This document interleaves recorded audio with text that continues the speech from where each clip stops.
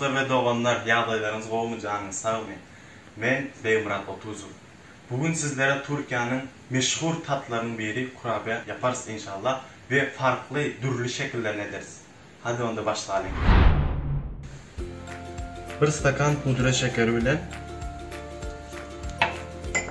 2 stakan yağı karıştıralım.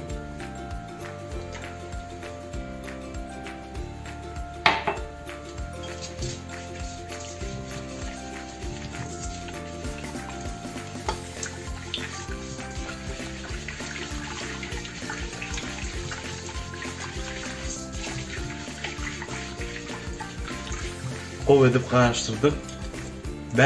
5 yarım stakan un ekleyelim. Unun hemmesini eklemeyelim.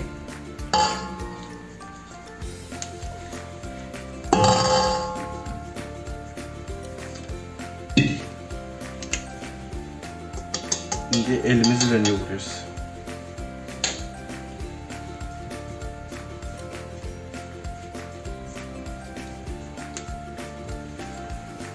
Bir paket vanilya koşalım. Bir pakette kabartma tuzu.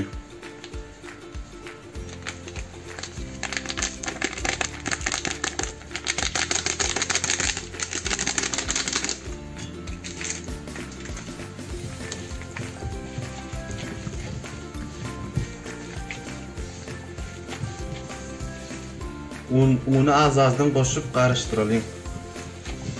Hani yumuşağın olmasın, qatan olmasın. Ele yapışmayacak şekilde olacak hamurumuz.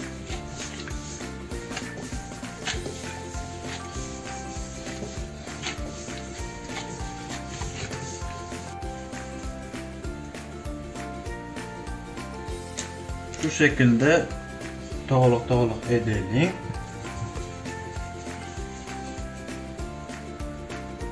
Dostlar, isteseniz vilka bilen böyle şekillen berip bilirsiniz.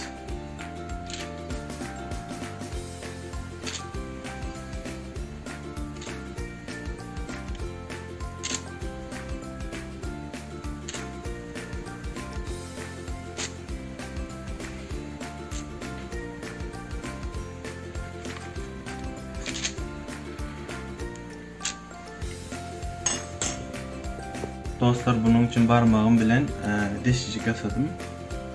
Şekil verdim. Dostlar, bunu damla şokolata bilen damdıralım.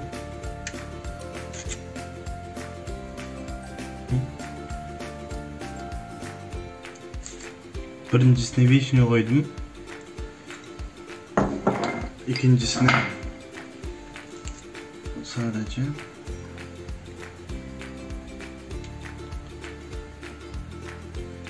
elimiz biraz daha bulaşık ama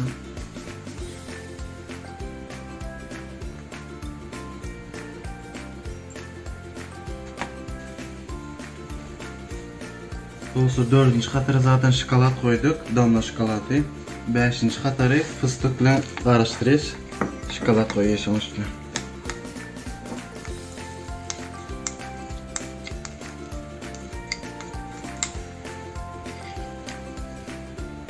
Biraz elimiz bulaşık ama ondan sonra çok ovadan olacak.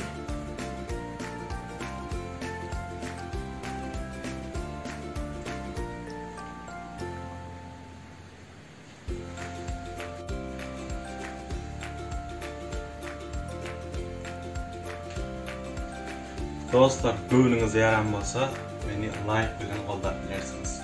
Ve indiki videolarda görüşençe hoş sağ olun.